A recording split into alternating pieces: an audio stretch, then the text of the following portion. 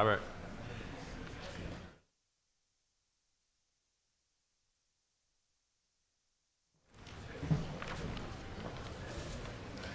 Okay, I think we can get started.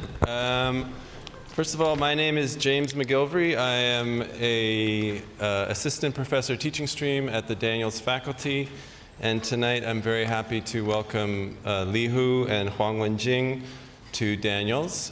Before we proceed, we wish to acknowledge this land on which the University of Toronto operates. For thousands of years, it has been the traditional land of the Huron-Wendat, the Seneca, and the Mississaugas of the Credit.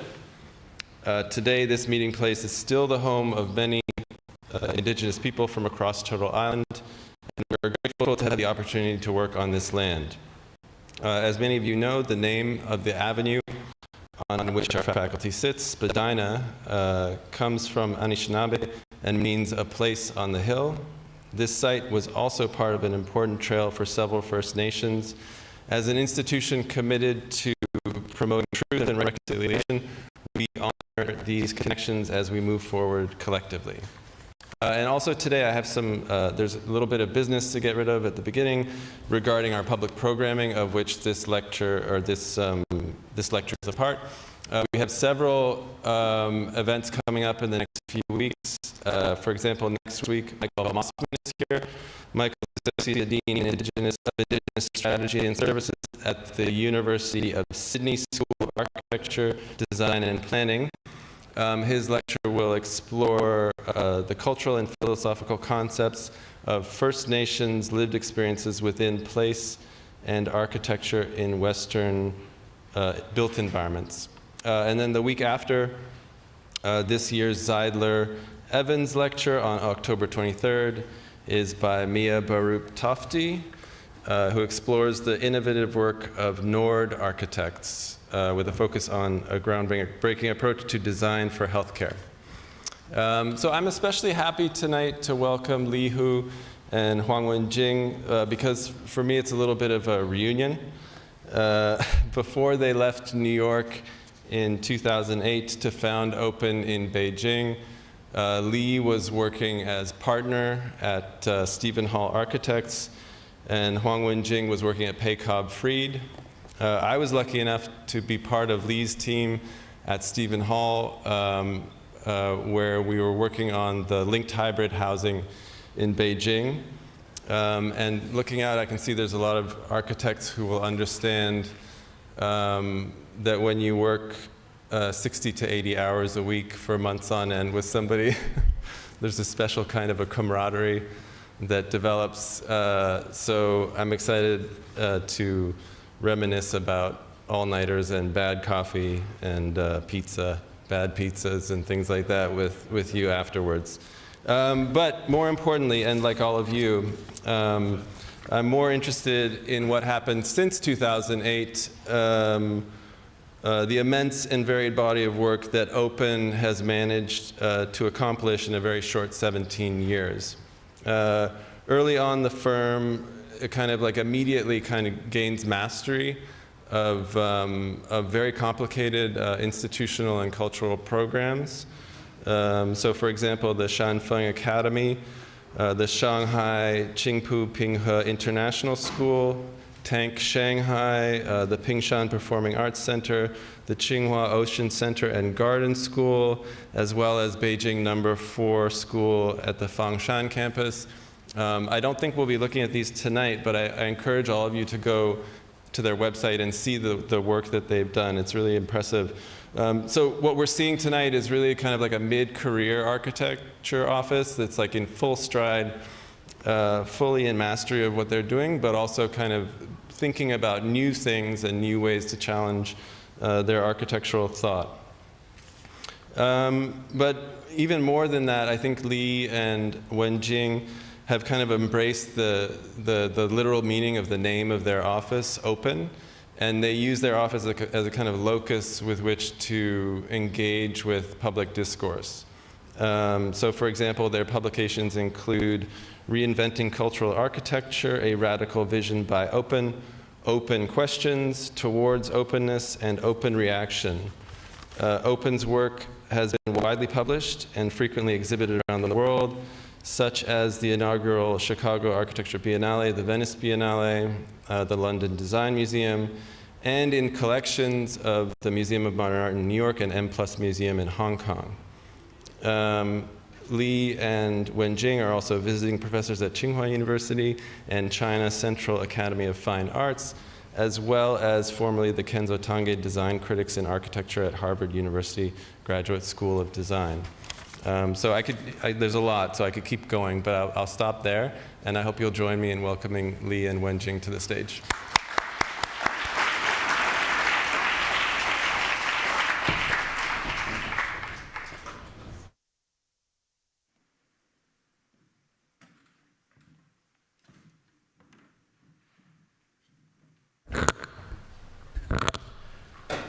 Thank you, James. That was a very warm-hearted reunion speech.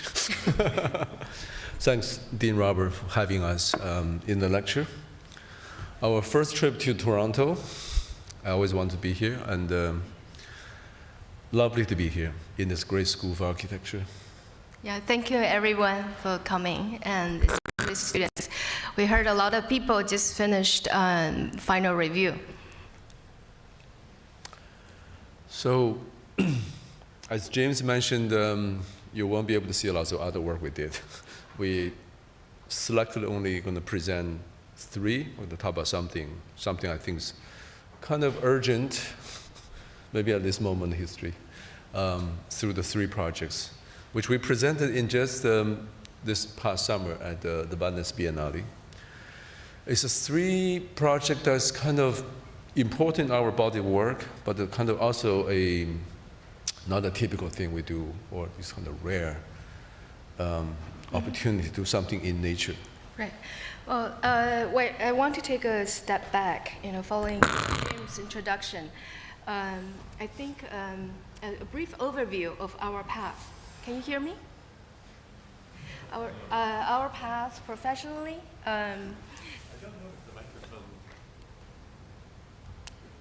It's on. Hello? Is it good? Yeah, okay. All right. I think adding on to James' introduction, a brief overview of our journey might help to explain our view of nature and how it has come full circle in our work. So, as you know, we were born, raised, and had our undergraduate education in China. And most people know in Chinese, Chinese traditional philosophy, we think nature and human are one. We always talk about that, right? 天人合一. But interestingly, through our general education and architecture education, actually not much in-depth discussion about it. And then we went on to study in the US for graduate school, and then worked in the US probably for around 10 years. So our coming of age as architects was really in New York. And we did a lot of buildings with the LEED standard and all the sustainability goals. Maybe Li Hu can explain these. In those days, I was the partner Stephen Hall. I was lucky to help and run the very first LEED Platinum, the very first LEED Platinum building in China, the Bunker Center. And this building, a few years earlier, which James worked on, he worked on the most complicated piece, the cinema, it's upside down. Linked hybrid. Which I just told James, we still go to watch movies very so often. So think about James, the cinema. The first LEED sustainable community, they just set up that kind of category, that one. But also was one of the largest geothermal project at the time is completion, 600 boreholes. Yeah. And then, when we started to open this, it's about our first project that we won the competition and got it built for the first 4 years, right? Right, from 2010 to 2014, yeah. It's a And it's the first, well, the Chinese equivalent of the lead, gold, or platinum. We call it 3-star. I wish it's called 5-star. 3-star, yeah. Only 3-star, but it's the highest star. 1, 2, 3. But the first school building ever got the 3 green star. So this is to say, I wanted to say that we were really well trained in the technological view of dealing with sustainability. But we started to feel something is not enough. You know, we work so hard. Everybody tries so hard. We talk about sustainability in our profession, but in 20 years, the climate did not seem to improve. It gets worse. Right? And Not because of us. we tried very hard. Obviously. Yeah. But this is one book that I think has a profound impact on me, the Sacred Nature. And it talks about that it's time for us to change our view towards nature. You know, our ancestors see nature as sacred, but we see nature as resources. You know, especially for as professionals. You know, we take lumbers, we take materials, we take everything from nature. We see nature as a reserve.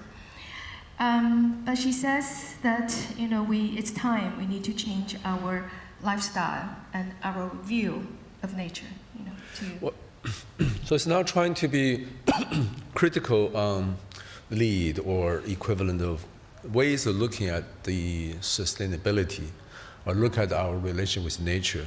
But nature is not about numbers.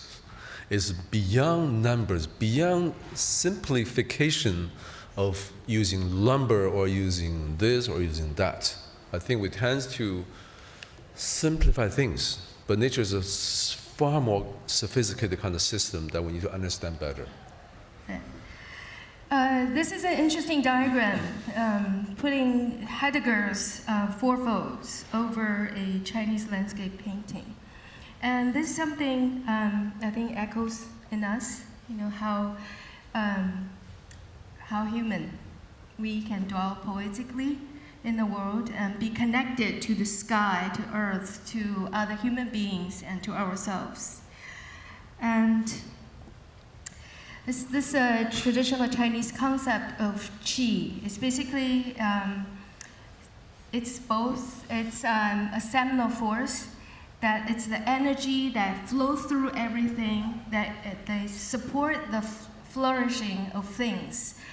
And so we began to think, you know, if our architecture, beyond serving functionality, beyond having good data, being good citizen, can we be more inspiring? Can we touch the senses of you know, human being? What the senses, the innate senses that makes us human, and connect people to the time and location, and create a sense of belonging. Then the sense of belonging will invite sense of responsibility. And people can be more responsible to where we stand, where we are on Earth. So we are thinking more, you know, what our architecture can do to connect people, to connect us back to nature, to connect with ourselves. You want to talk about this?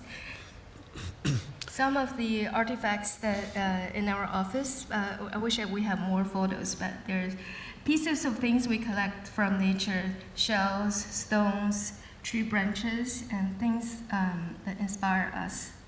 They're ambiguous objects that kind of half nature and half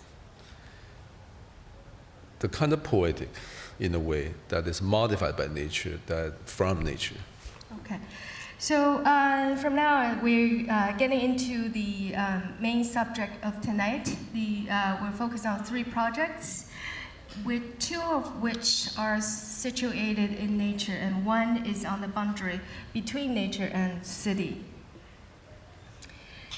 So this is by the ocean and by the sand. The project we call Dune Art Museum, and it's designed and finished between 2015 and 2018. This is the site photo during our first visit. Basically, all we saw was ocean, sand dune, and wetland, and a happy donkey sleeping by the sand. So we know it must be a good site. But we were given the freedom to choose where to build. I mean, within this large site boundary. And the mission was simple. The client said, make a small space for art. Right. It wasn't exactly clear where this is going, but we know it's a space for art. And after walking around the site, we discovered the site by the donkey, that is a stretch of natural dune that's still preserved. Still preserved meaning many are destroyed by the developments, the tourism developments. And we tried early on a lot of other options, but then we decided let's just hide. Let's go into the dune. Let's hide into the dune. The dune is a sanctuary that protects, it's in between the ocean and the land, and it's a natural formation. But let the dune also become a sanctuary for art. So when that design was made, everything else seemed just comes natural. That how we build a space for art within a given confine of the shape of the dune section like that. So lots of things kind of come through the mind, how art was first made in human history. What would be the ideal form to put different kind of art together? And what's the relation of the art to the natural light? And the organic form, the cells, which you may see later on. Many, many things. And then trying out different kind of geometry, exploring through.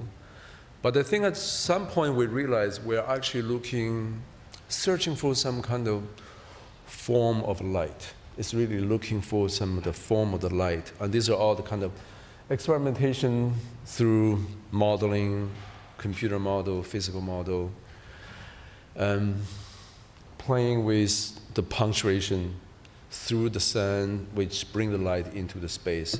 And then here we are. You can see how this is sitting in the stretch of the remaining dune.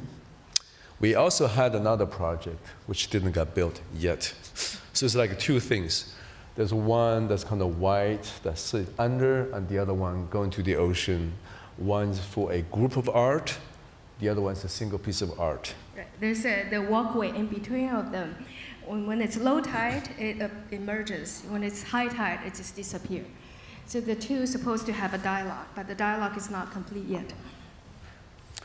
Well, here you can see pretty much the final floor plan, the way you walk in, the reception, various different gallery spaces. Early on we had the cafe, and then the opening to the ocean is grouped into three large kind of outdoor exhibition spaces. So it's a fairly hidden and invisible from the side of the entry, the main entry, the service entry, and the front. And you'll notice for a museum that would relies on good temperature control, humidity control, there's really no mechanical units exposed. And the reason for that is we did the geothermal, all the knowledge from Lake Harbor, geothermal. And geothermal in this site works actually even better because the underground water, the flow of the water make the whole heat exchange far more efficient. Yep. In the sections, there are different sections. So then we are exploring that each gallery space, like they're like a cell in this kind of organism. They have their own identity. The identity not coming from just the space, but also the light. The light behaves differently in different space. Each space has its own kind of prescribed and precise relation with the light. Because the light how the sun moves to each specific point on the planet is very, very specific. And that's actually the uniqueness of each site. Right. This is the main gallery room. We're studying the sunlight so that the hot spot never fall on the straight wall where we're going to have exhibit. And likewise, in another room, where there will be 3 skylights, each points to the noontime angle of the sun at the winter solstice, summer solstice, and equinox. So you probably see in the rest of the project we're going to show, this is a consistent effort we have been trying to capture the light from a specific location. And I guess we just become obsessive with following the light, tracking the light. Yeah, and specific time.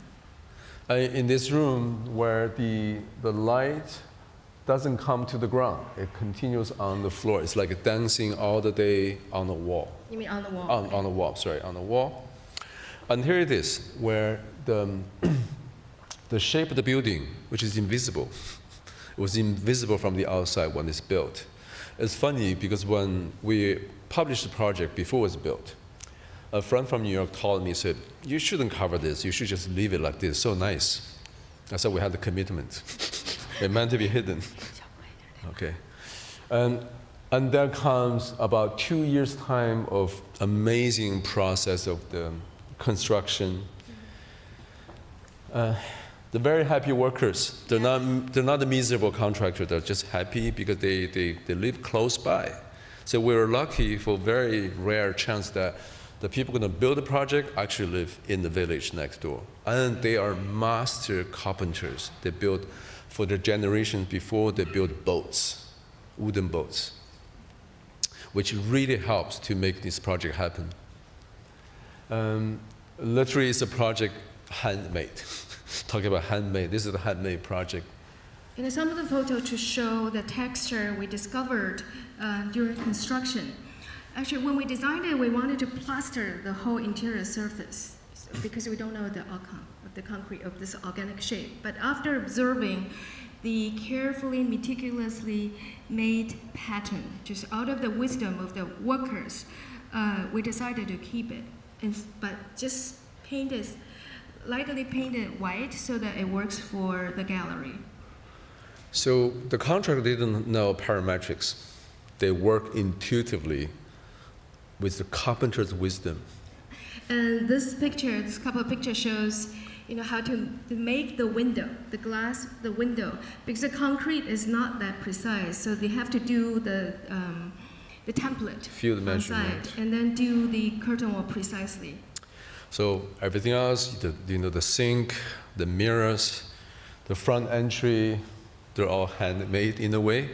And that was me helping them. I asked them, said, leave the front door for me to finish it. That was the last piece. I was always fascinated with sanding. That's the only thing I know, just sand it. Always have something to do with the last bit of the construction. One day before the opening. Oops, sorry. All right. So this is a finished project, and we put the sand back on. This is when, just step back, when the structure was topped out, we put the sand back on, and then within about 6-7 months, the building was opened in October, and in next spring, in June, July, the whole grass, native shrub, grew back really quickly, and the building disappeared in this dune. So I want to read this quote I find of Noguchi's quote. I find really beautiful. He was talking about the garden he made. He said, the grasses have come to the mound which you saw nude. Now it is clothed. There is such a composition that nature completes in a way that nobody can imitate. So an enlarged portion, it shows our composition with nature's hand that finished it off. And there's a little philosophy's pass on the top, the figure 8, which you just keep walking. Walking through the building, the way you come in, through the entry, the largest gallery, where different cells kind of merge together. The one with the 3 different time of the skylights. The other skylights are the cafeterias, looking to the ocean, with custom Where you see the workers handmade the template. and custom tables, which is the shape of each gallery. So there's like equal amount of size tables there. That was me looking at this mysterious light that can never have a shadow in the space. But this skylight is hard to see in the photo. It's actually a drum-shaped skylight, like coming down, and you can almost touch the edge of it. It really brings the light very dramatically down. I often found artists really love to put their artwork right underneath it. Let's go through these quickly. Yeah. Different part. The stair that leads you up to the roof terrace.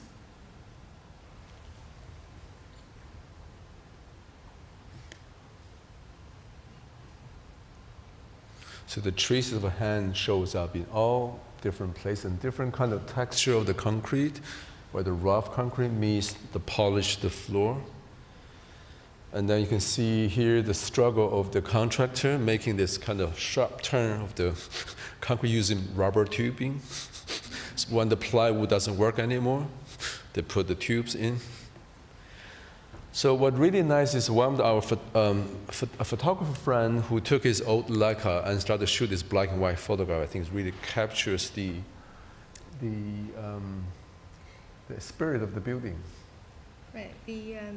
The lights, the changing lights in the space.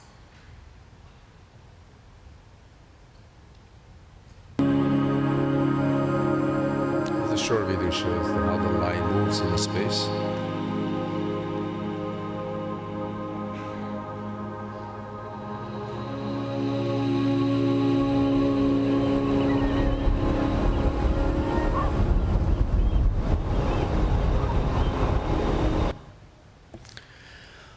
So, interestingly, just about 6 months before the building is finished, then we're able to team up with the best gallery in 798 in Beijing, the UCCA, with our client to take over the operation of the museum, so become their first outpost. And then here comes, how many years is that? 7 years, right, since the opening. So here you see that on the right-hand side, you see the skylight that Li Hu was looking up at. They've been running really active, like 3 shows a year, the group, sometimes group artists, some solo shows. But often the shows of the kind of emerging artists that with the topics around the topic of the ecology. Ecology, nature, I think the community. The building itself, the building is not a typical gallery, for sure. It inspired artists. I don't know whether it's humble enough to say, but artists like to do work in situ and relate to this building, relate to the different light canons, to the different conditions in each of the cells. And over the years, also hosted a lot of performance activities, really interesting. So, after we finished the building, a year later, we realized an interesting accidental impact of the building is that by making a museum in the dune, you actually protect the dune from being destroyed by further developments. This is what the developer told us, that because the museum was under the dune, so he could not remove the dune to make way for the oceanfront apartments. He has to live with it. A short video.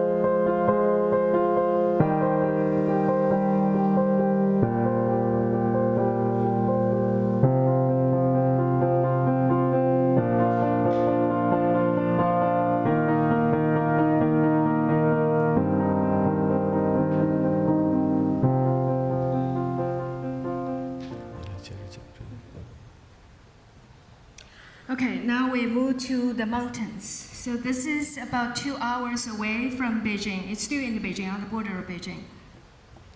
And the next project we call Chapel of Sound.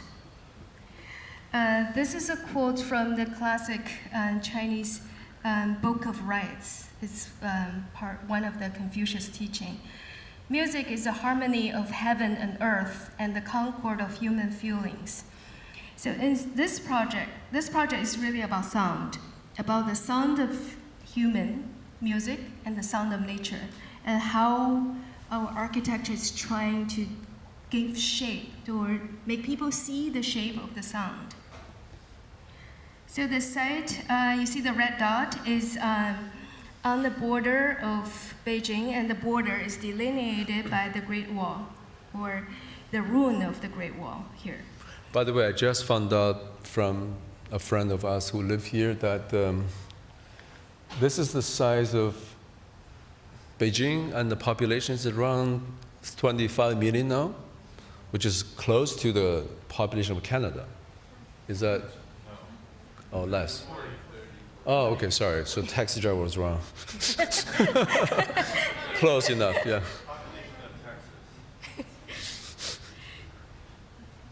So here, I don't know whether you can see, on the picture, this is part of what's left over of Great Wall here. The Great Wall used to run across the valley.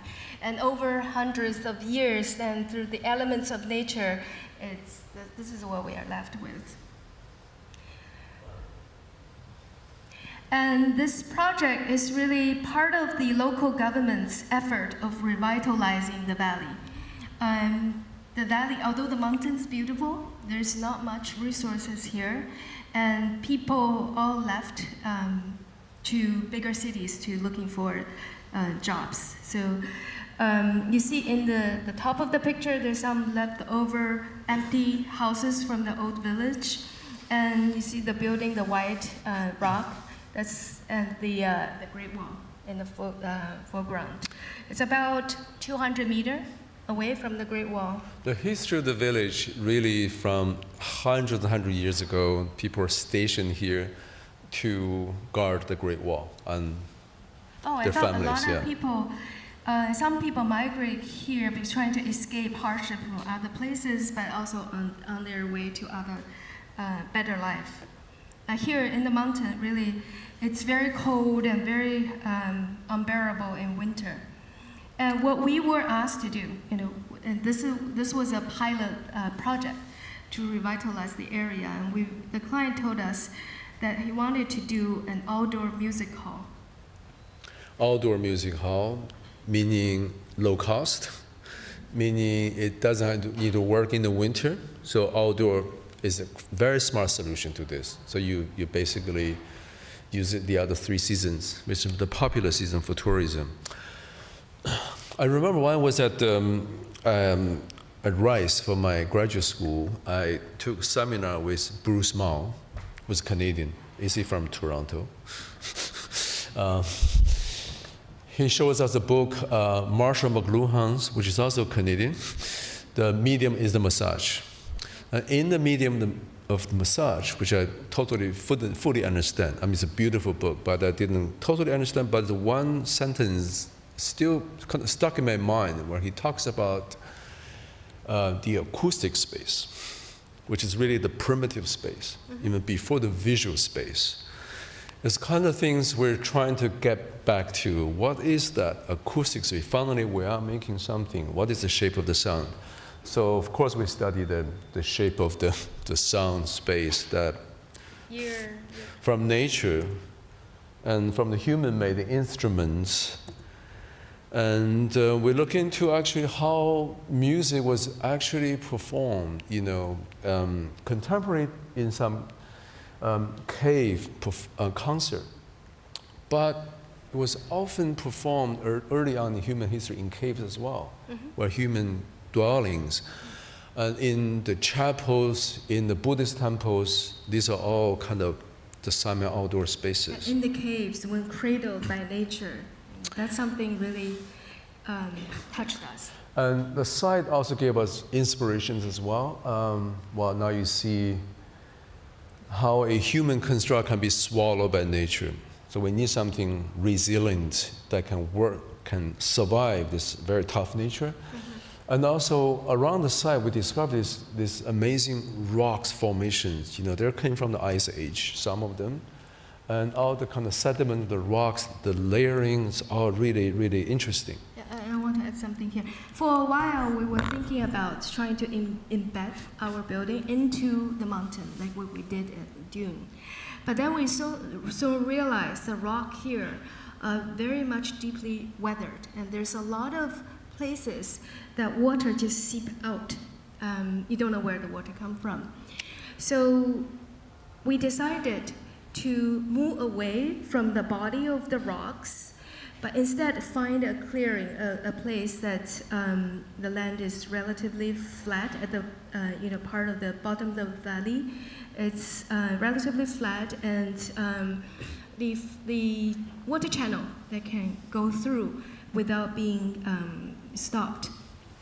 And we want the building to touch the ground with a minimum footprint. Right. So pretty much the first sketch made in 2017 when we started the project is an upside down piece that has minimized impact on the ground. Right. But also what gave the shape to the form of the building is the concert hall, the concert space within, pretty much like this space right here. And then we start to carve this out of the kind of solidity of this rock. Right.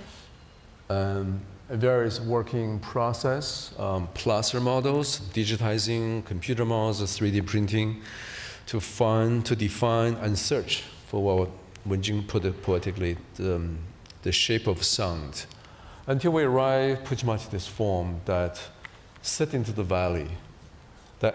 This is really funny. The site model we built, there's no drawings for this valley. So our team set up a camp in the valley. They're literally sculpting, like a sketching with plaster, shape the valley. It's an institute model. There's something you have to do when there's no drawings. And you can't see from it, you can sort of see the water channel coming down the valley. In Beijing, July and August, there's heavy rain, so there'll be a lot of water coming down. But other seasons is pretty dry. So if you get early models, this kind of fluid shape. So as we're working through trying to define the shape, remembering how hard it is for the Dune project, for the form to happen, we decided to make it more facet, kind of abstract geometry of the shape of the building. Thought this would make things much easier. And the contractor said, luckily it's the same contractor moved over here to build this project. They said, it's much harder because it's upside down. The other one, yes, the difficulty is the form, the organic form, but it's a dome structurally. This is the upside down, much more difficult challenge. But this project, we had a very smooth construction process. Actually, this complicated geometry actually was very precisely done. So the process working, this complex process to reduce this simple process is to look at the behavior of the sound. How the building, in one way to collect the sound of the nature coming in. Oops, wrong button. Sorry. And in other ways that it reflects and let the sound reverberate. Amplify the sound in here to a much outdoor audience, so it can use in multiple ways. It's a process of optimization with the structural engineers as we start to basically carve out all the structurally unnecessary piece of the structure, and carving also the way kind of promenade into the building. And more importantly is to working with acoustic engineers to modify the shape, the geometries, and to work out a kind of more idealistic performance acoustics for music. And here's a simulation of the sound performance. Yeah, it's a lot of back and forth. They put our model into their sound simulation software to test it. And this 3D model also being tested by the structure engineer. So the openings on both the shape and the openings on these shells work for architecture reasons to create views to different part of the valley, and working acoustically as the sound absorbing area, and also work structurally. There's a lot of back and forth between the three different consultants. So just to explain a little more, like architect would ask, how do you solve the acoustic problem with only hard surface? There's nothing acoustical in it. It's the opening. The openings, basically our acoustician said, the openings is like the sound absorbing area. It's where the sound escape. So it doesn't come back. It's gone, absorbed. Like that, who could have that effect right there, that opening, or let the sound go, whatever. You can see the section, how things are kind of carved out. It's kind of slightly sophisticated double shell structure. But what's really important structurally is the top surface, which holds the shell together. So it's working kind of large triangle structure. Can you go back to the section a little bit? This section. So here, you can see what I meant. The building come down with the smallest footprint. It's with minimum touch to the very, I see as the very fragile balance nature has tried to maintain over hundreds and thousands of years. Yeah. I'm going to walk through the building. From the very bottom, very small space, there's a green room for the artist, some bathroom. So this is really probably the only sort of interior space of the project. And then you start to move up to the very top. One piece of structure that hold the building together. So it was built partially through the pandemic. It was very difficult. It was on and off. And it survives how many years now? Gonna go on, of course. Was finished in 2021. Right. And all different seasons, the fall, in the winter, in the spring, in the summer. Which I really love this image is that you see this here, the people were using donkeys carrying rocks to fix they're working on the Great Wall. The Great Wall is under constant renovation. And it's like a timeless photo. Like you don't know which year was it that the building just belongs there in a way. Tough winter, which is very important reason that concrete was chosen for the longevity and to be a really piece of resilient structure. You probably noticed the hole on the top of the roof. We intentionally allow the rain, snow to come in, but there's water channels, gutters in the interior of the auditorium that carefully discharges the water out. So the building stands winter, spring, all seasons, and it may be our well. first time to work on a building that I think it's kind of not common for architects to work on a building outdoor. Of course, we do that in the landscape, but it's kind of like a landscape that you have to choose the material that can survive the weather and the weathering.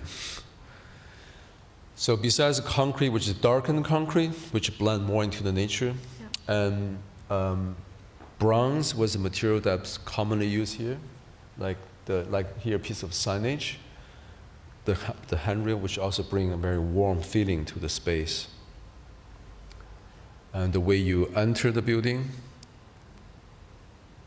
through different layer of the concrete, and you arrive this main auditorium with a kind of acoustic opening. At the back of each tier of the seat, there's a teeny water channel that collects all the water and discharges it out. So it's a space to create for silence that you really hear nature. When you step outside the building, actually you may not hear.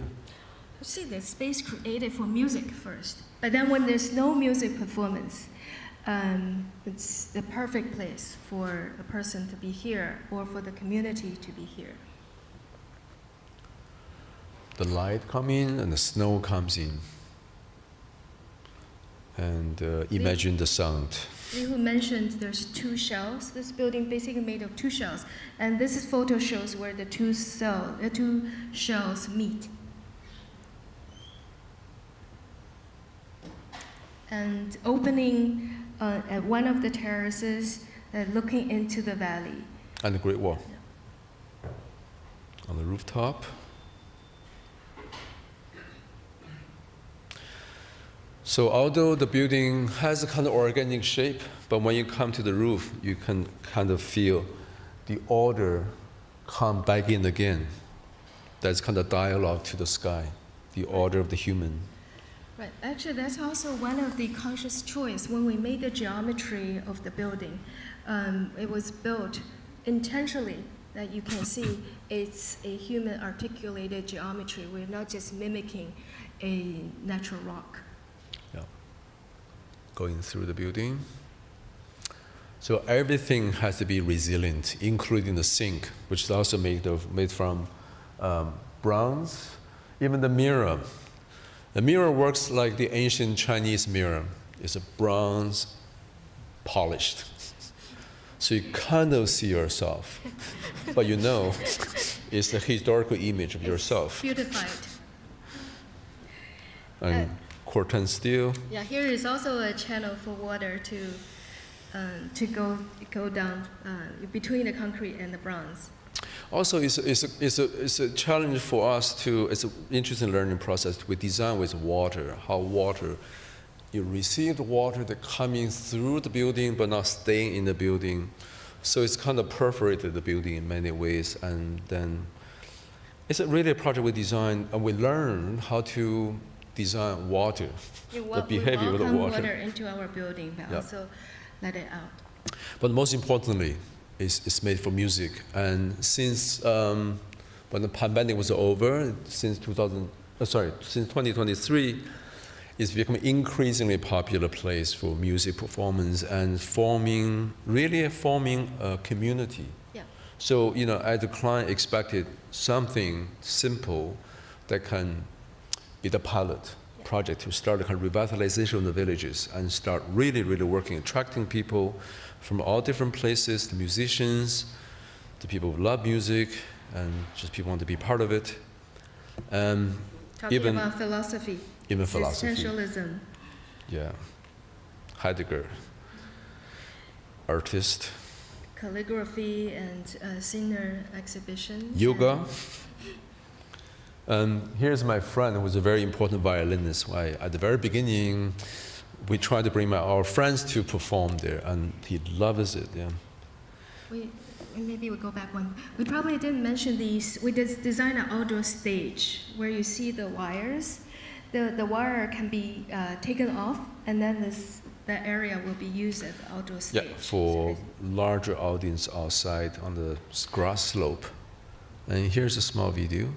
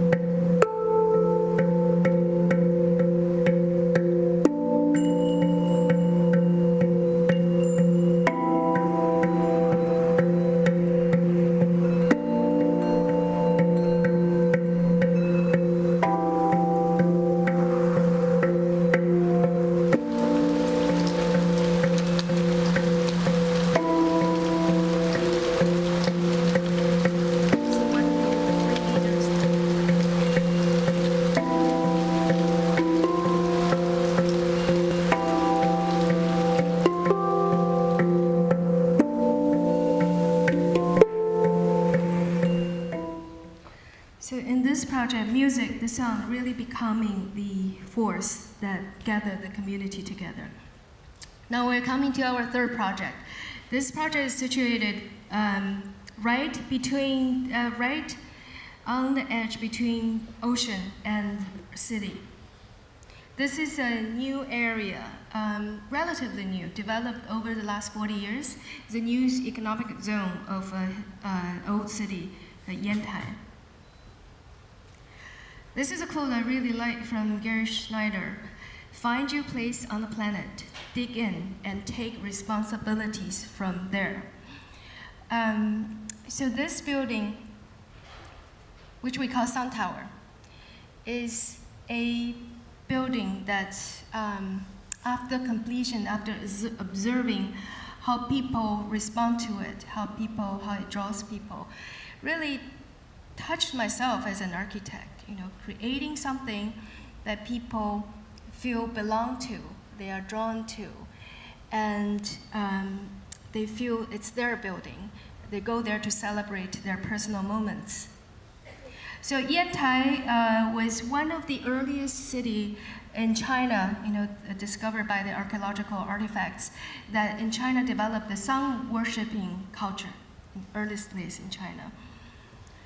And it's one of the eastmost coastal town in China, and the Germans have briefly settled here for about 20, 30 years before they moved on to Qingdao in the beginning of 20th century. No, 19th century. 19th century? Yeah. Sorry. Okay. These are the photos of the older part of the city. It is vibrant, but we start to feel that it's lacking a soul. It's lacking something like strong. So we visited the site first time 2019, and my first trip to the city. It's a beautiful place. As Wenjing mentioned, it's a new economic zone, which is 40 years old. So we have an old history, but city only 40 years old. But just a new area to the area Right. we're working with.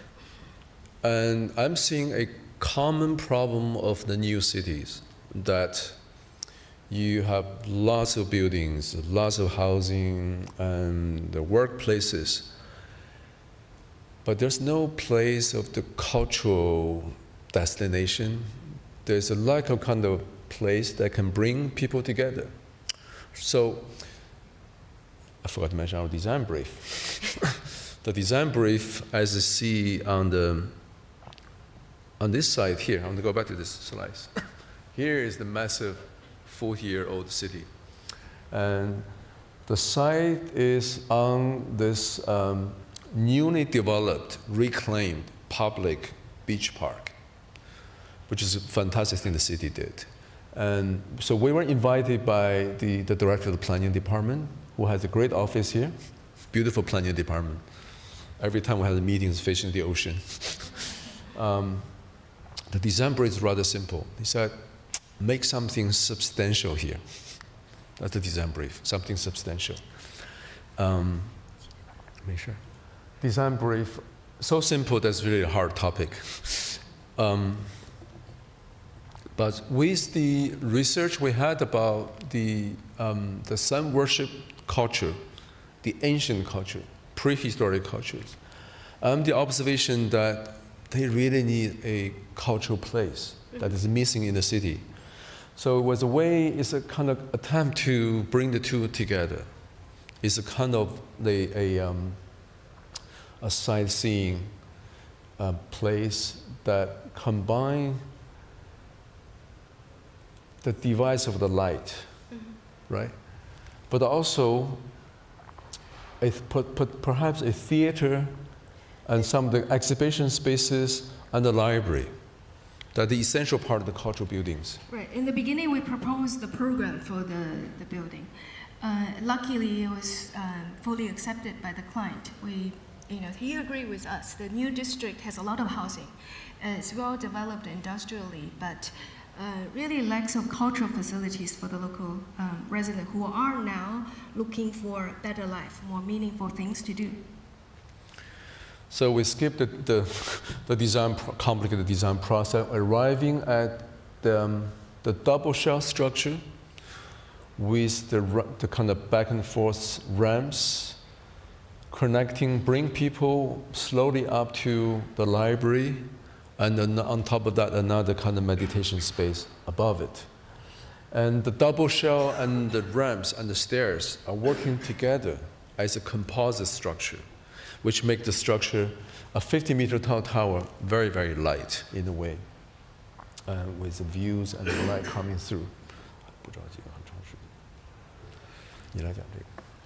The geometry of the tower is actually pretty precisely studied. It's working with the position, with the trajectory of sun observed from the vantage point of the site. So one side of the tower is the edge lining up with the equinox sun at noontime. I'm going to spare you of all the details, but each of the arrows, the line is one particular time and where the sun is, and that really generated the geometry of the building. And we then we slice the tower open and have the, how should I say it, revealing the internal, the soft internal of the tower to the sea. And this is a slide showing the shadow of the building moving on a straight line on the equinox day. So we put a water channel carved into the stone plaza and at the base of the tower, and the elliptical ring intersecting with the water channel. That's the precise hour when the shadow of the building will be. So this whole building worked like a giant sundial. I want to go back to that for a second. Why we want to do this? Why we're trying to make a large building like that almost a time instrument for time. Because the building that relates geometrically to light, to sunlight, we have lots of historical precedents in different cultures of the world. So we call it the early sun worship. But the sense of ritual is lost in the contemporary life of today. That if you ask a normal person, what's summer solstice? He may not have a clue. But since the completion of the building, the city started to organize ceremonies to observe the solstice, the equinox, that I think that the understanding of our position on this planet in the universe is really, really important, the cosmos connection. Yeah. Nature goes in endless cycles, right? And our universe is. But unless you are made aware of it, it just continues to go on. So I think what we're trying to do here is using the architecture as to frame, to capture that movement of celestial bodies. So make you aware of your location and the time being in this universe. So if the building is just a giant instrument of device of time and the light, but the infill injected with the cultural facilities, that's outdoor concert hall with a kind of shell that collect, amplify the sound, cafeterias and exhibition all the way up. And once you're walking into an indoor space of the library and the small little chapel space on the top. And the building run most space with no air conditioning, which requires some battle to convince the client you do not need air conditioning. So how that works, it runs on, relies on the thermal mass that facing the south, block the sun in the summer and absorb the heat in the winter.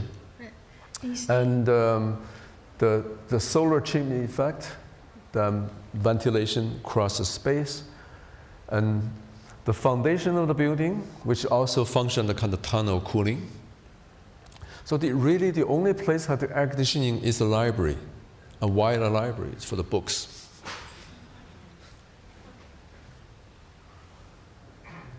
It's a large site, and the plaza is really large enough to hold thousands of people.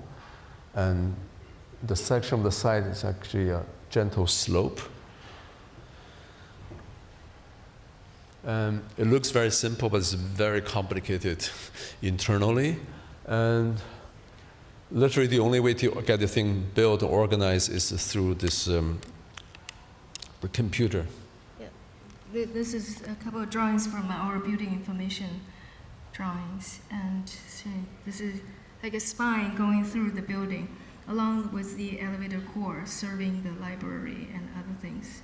But we didn't use a BIM. The BIM fails on this project. It doesn't work for this kind of geometry. It was a Rhino. And okay, there's a simulation of the performance of the wind and the air moving through the space and how they naturally cool the space in the summer. It was a hard battle with the client to convince them that we don't need air conditioning for this part where you see the blue. That's where our exhibition spaces are. But in the end, they were convinced by us and the engineers together. So when the client didn't ask for a museum or anything, but when we brought this up and made this building, we had to be actively engaged in the formation of a new cultural institution that's very light and simple. Through working with our friends, curators, to think about the potential in the future, all these kind of potential exhibition about the ecologies, right? This is a kind of natural site facing the ocean on the edge of the city to think about the future of the planet. Just some photos of the construction process and the things we have to kind of invent it together with the contractor. We customize build this kind of working platform which grows with the building, so allows a very efficient system to work. Was a very beautiful quality of a white concrete using the local kind of white granite as the aggregates. Approaching to the top. And here's the completion about exactly a year ago. Yep. The night view. That's taken on the day of the equinox, the autumn equinox. You see the shadow of the building walks on this water channel. A few images taking you from the bottom of the tower up. And this is the outdoor theater facing the legendary island. This entry tunnel that's directed to the winter solstice sunset. Basic walking through the building. Yeah.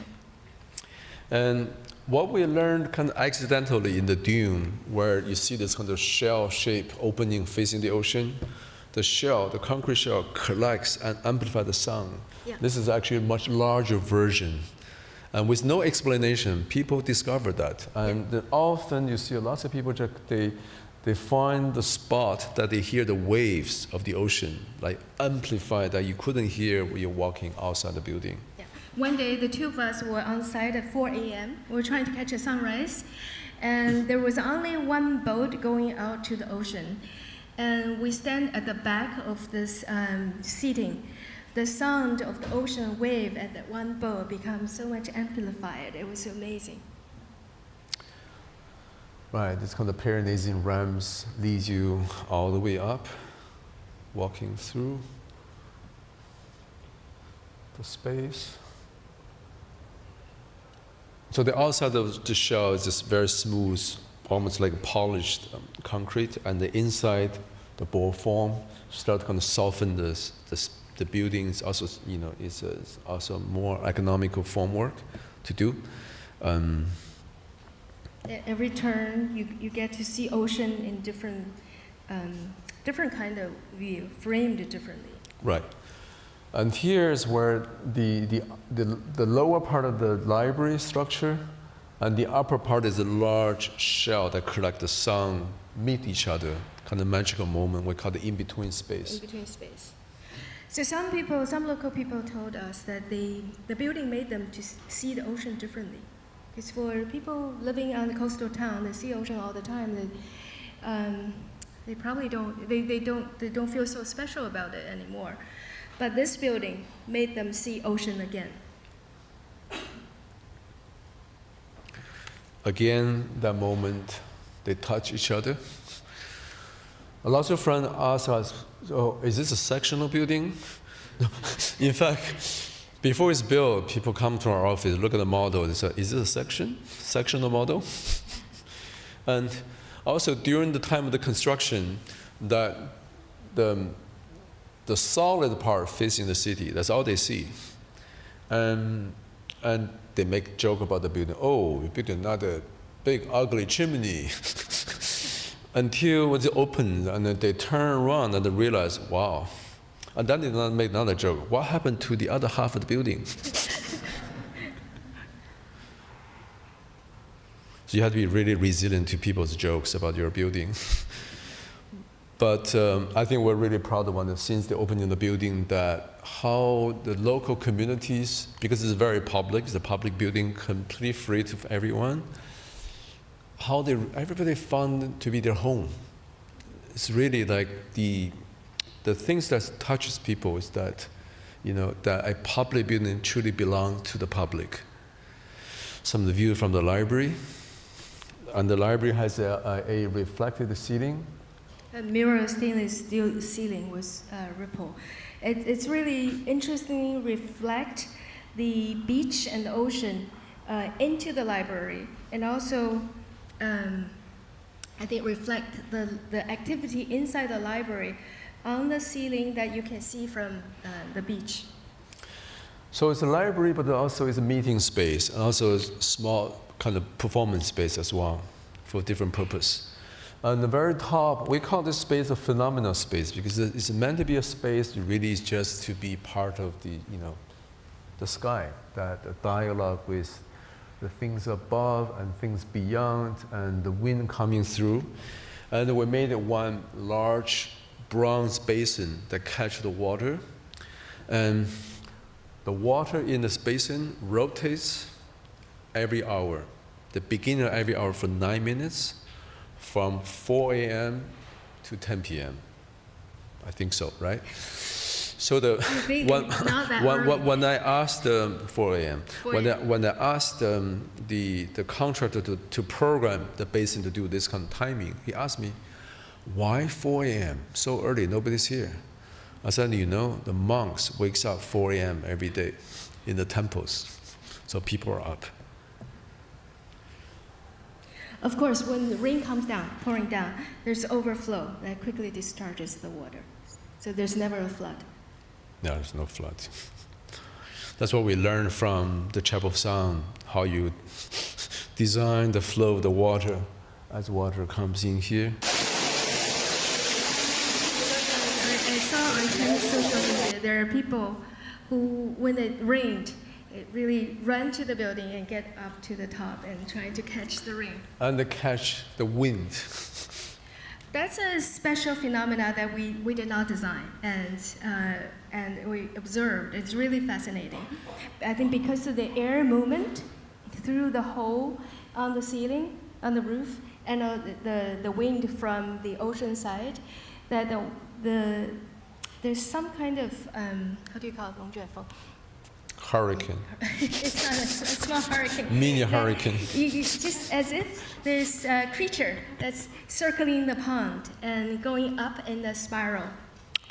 But it's a way that you could design a thing that to catch the things that are invisible, to make the invisible forces visible in a way, Air, to the very so, top. Yeah. So that water basin really always catch a lot of people's attention. I don't know why. There's always people circling around, and as Chinese, we start to throw coins into it. Again, the building was built over the course of the pandemic. Things are slow, which allows us more time to design the details. So we spend tons and tons of time design all sorts of kind of detail, coordinate the building. Various part of it. custom lighting fixture using the shape of the building, and another light fixture to patch a hole of the concrete, opportunity for intervention. Water feature is very important, and we also know from the previous experience that the kids, particularly, everybody love water, the fountain, the misting device, and the fountain on the perimeter are programmed to run according to the different time of the year and the tidal movements. And celebrate the 24 solar nodes in the Chinese calendar. And here's the opening. No, pre-opening. Well, there's no official opening. They don't do this in China really for building openings. But because the building is open naturally, and people gather around every night at the plaza. Yeah, there was actually at that time there was no performance, and there's only the water feature that's running. But so many people came. And the French came. It's a street performance. I'm sure they have never seen such a big audience. 3 people run a show of like 30,000 people. And all the different kind of organized, another French group of kids came, choir, morning dance. And the library really being used for all purpose, educational, singing, performance. And here's the educational thing. The kids from school are here to observe the equinox. This is You see all the little kids lining up on that water channel? Their teacher bring them here to learn about solstice. 1 o'clock, 2 o'clock, 3 o'clock. Yeah, these are the photos our team gathered from social media. It's really very touching that a lot of young couple, right after they got their marriage certificate, they came to the Sun Tower to take a portrait. It's interesting, Sun Tower in Chinese is called the 时光塔, time. The time and the sun create the time. Right. And people associate lots of things they do in daily life with time. So the building kind of make people have a different kind of concept of time in many ways. Right, and whether you're a couple or mothers, children, and it's just something very special. It seems to be a place special in their daily life. And everybody become a content creator. So we have a 3-minute video just produced, I think, last month to show you the project.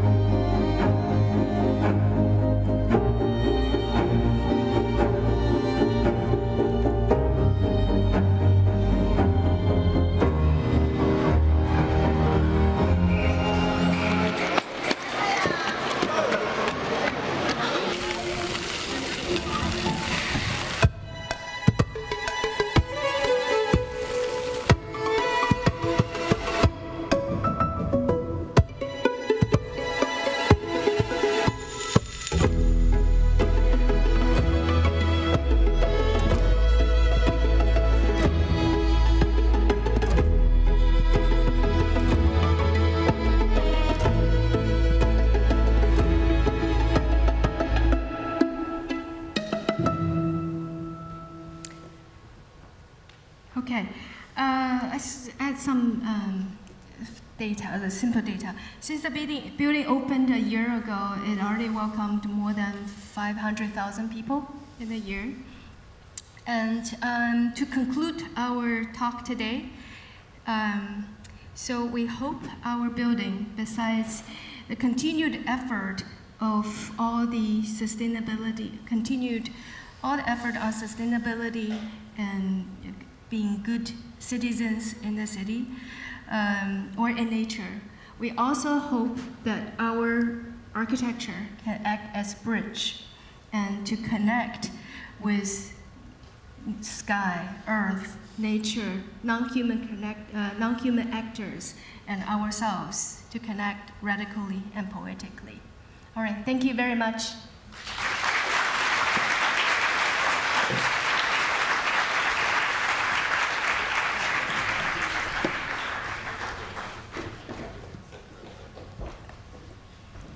Oh, can I add that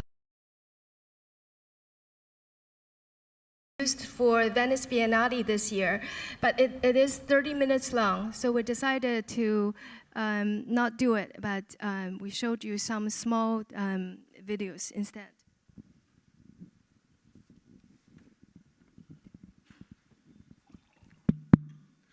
Okay, thank you so much, Lee and Wenjing. That was a really, well, I think maybe from the point of view of today's climate with everything kind of closing down, borders closing down, people closing their minds to concepts, it's exciting to see an hour of openness and kind of the possibility of things when you have buildings and also an approach that opens things up. So that was really great. So thank you so much.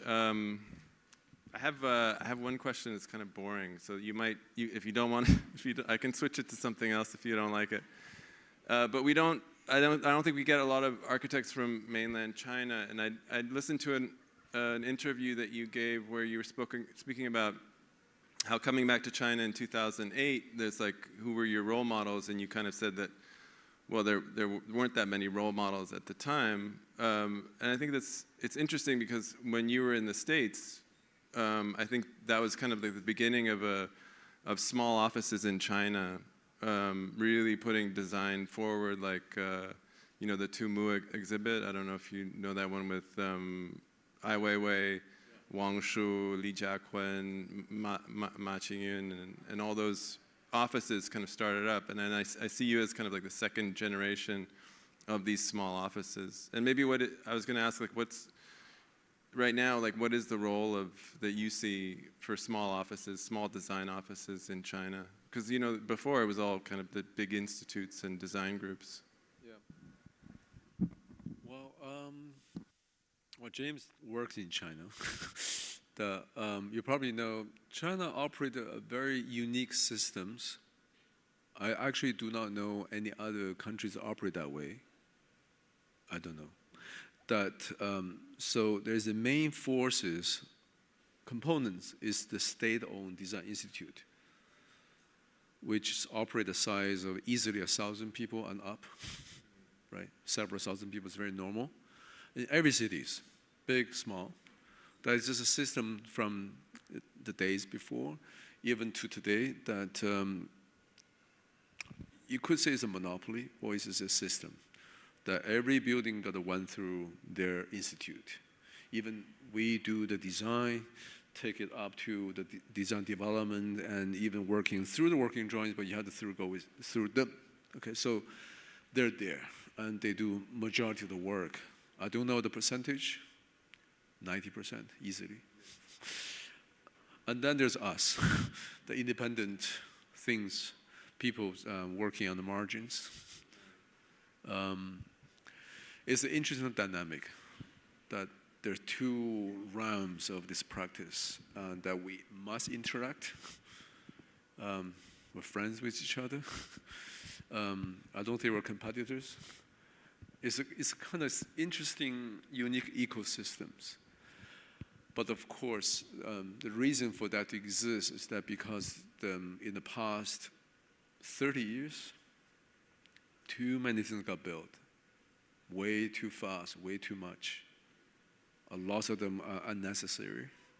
Some are speculations of developments. Some are just propagandas, or some are just planned. It's a planned economy.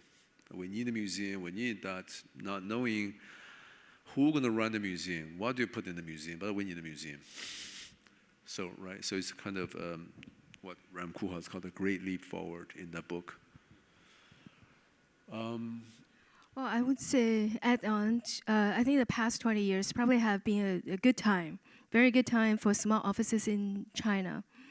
And of course, operating with, a bunch of giants and in the room, it's never easy, but we enjoyed the in-between space. And, but it's never that easy. So what's our role? We're part of the ecosystem that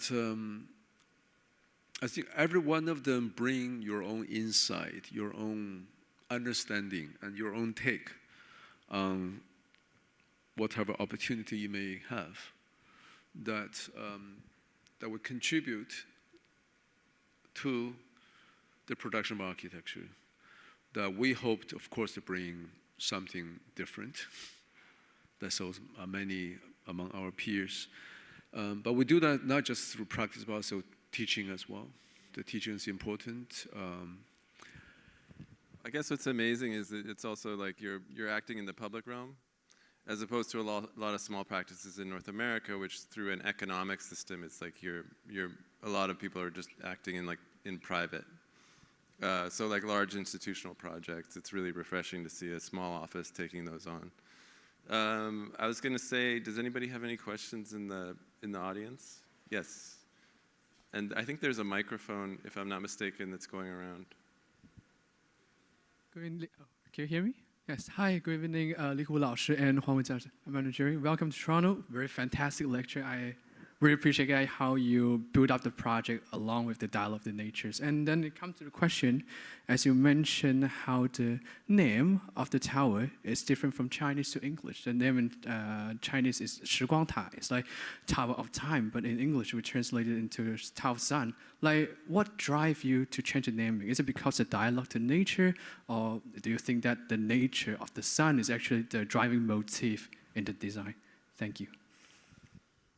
It's very simple. In every language, the best part of each language that cannot be translated into another language easily is very common. But it's work in the same spirit, spiritually the same thing. Because time is the sun. Sun gave a sense of time. Sun and the moon gave a sense of time to us, all of us, across all different cultures. Yeah. Thank you so much. Hi. Just following up on the concept of time and the relationship of the sun to the calendar, but also the lunar calendar. And I was thinking of the Dune Art Museum with the unfinished element that would be flooded, the pavilion in the water that would be flooded, which is of course influenced by the moon, and that is an adjacent concept of time. I'm just wondering how important for you it is to have that separate pavilion in the sea completed for the entire project in terms of your concept of time. Wow. It's always been our dream to get that piece realized. But of course, it's encountering lots of difficulties in the approval process because which is also great things happening in China, but of course it's overly corrected, that there's been lots of development in the past that people overbuilt and modified and eroded the coastline. So the current government has put on a very strict rules over almost like no touch, do not touch the ocean. That's part of the problem. The project hasn't been implemented. Although it's a very amazing learning process for us how to deal build something into the ocean. And I think the Chinese engineers has very little experience with that. I mean, if you do that in Holland, in Denmark, it would be much easier. But we did contact and work with engineers from the Denmark as well, who has lot of experience dealing with the tide and building what's the most efficient way to building something out there. And we even try to rework the building into a system like a boat that it floats, just got it achieved. But anyhow, it's still in the process of difficult approval.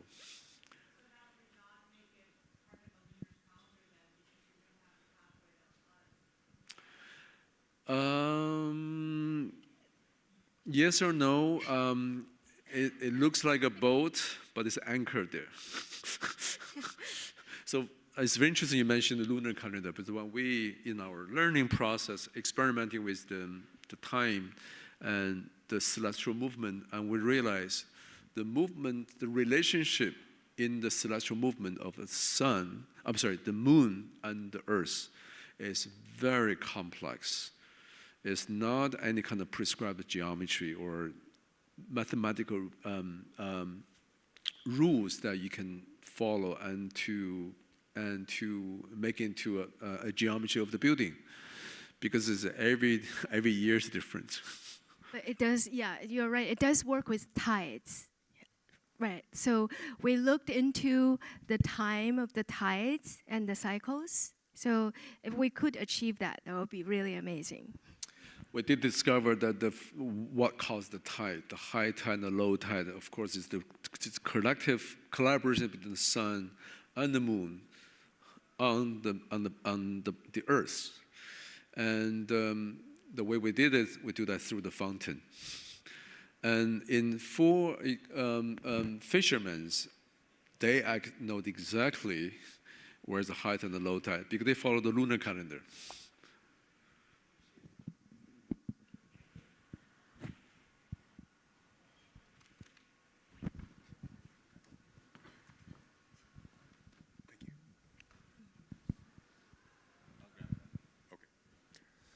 Hi there. Thanks for the talk. That was quite interesting. I was wondering if you see your work as sort of existing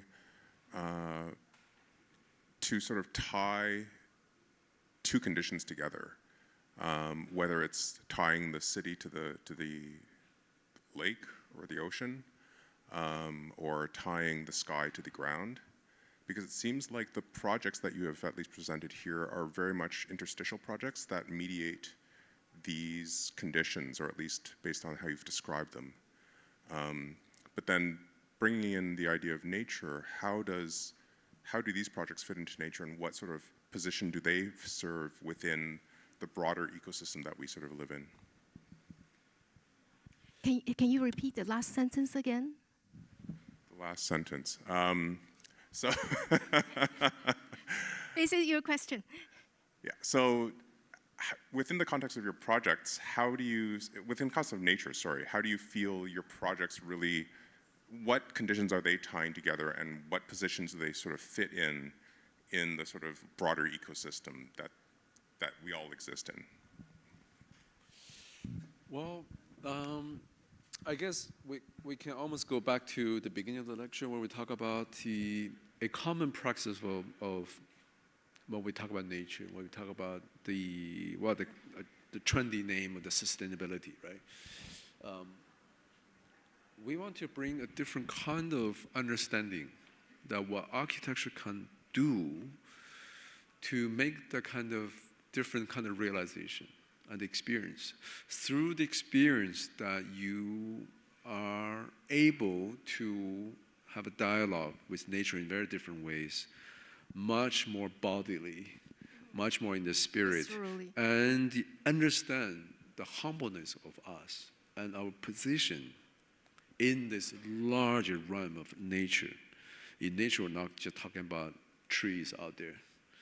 We're talking about our position in the large cosmos bodies, and to, in the hope that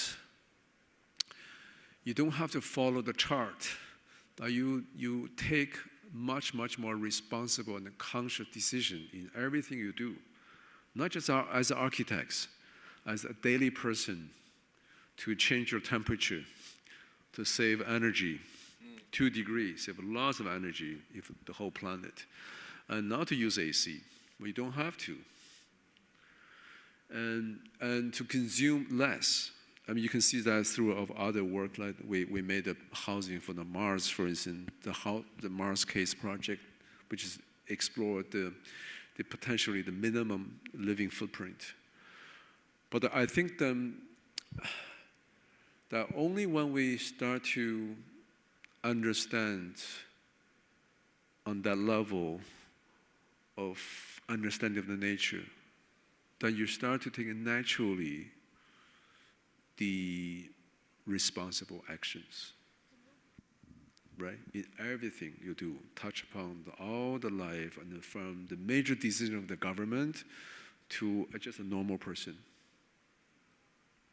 Right. I don't know whether this answers your question, but I hope that we can all live mindfully, be conscious of our existence and our relationship to earth, to sky, to other human, to non-humans. So in the end, it's a coexistence. Yeah, hi. Thank you so much.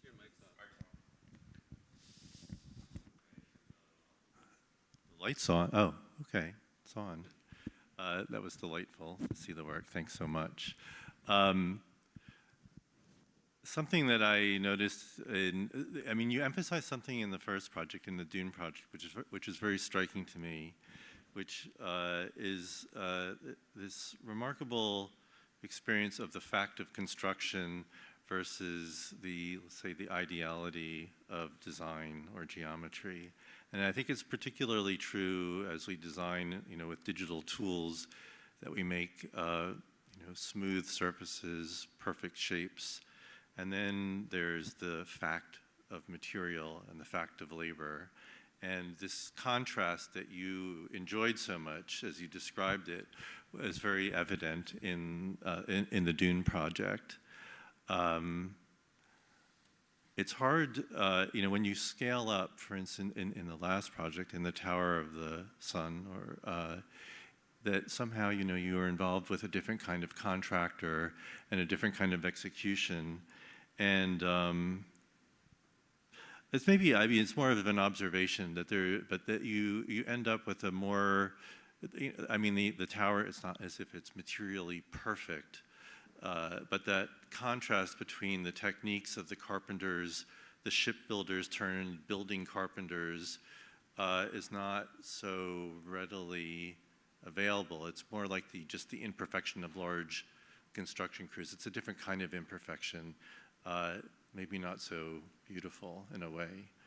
And I just wonder if you have any thoughts about that. I would say that the middle project, because it sits in a different position, because the forms are so, they don't conform to something, neither a smooth surface nor an ideal geometry.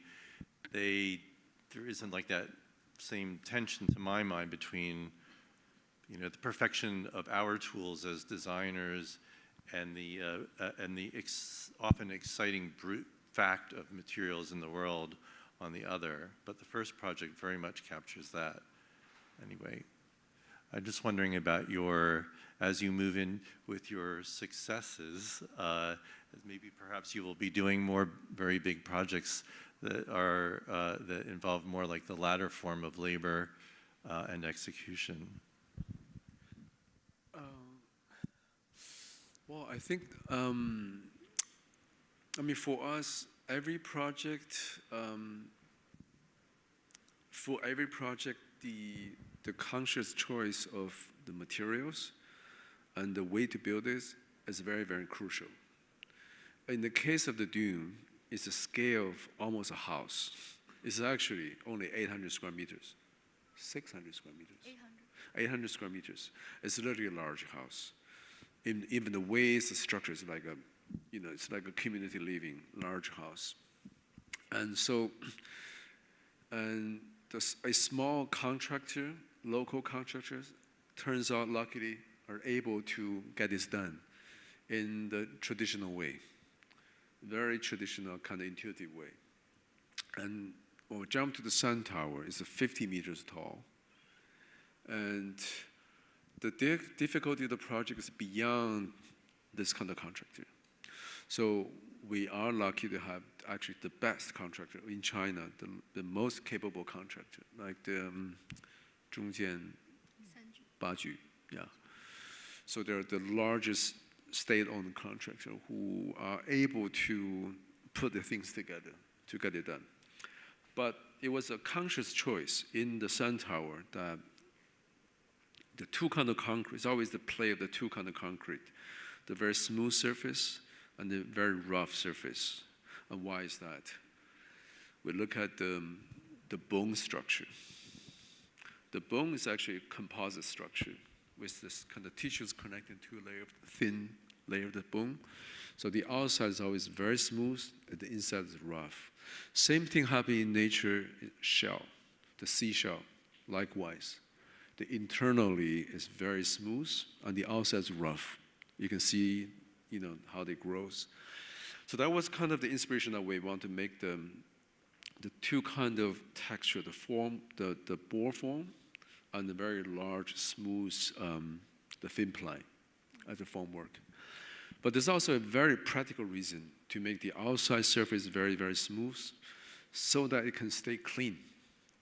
So we brought in that very amazing German coating for the concrete, which penetrate and protect it from, the stain.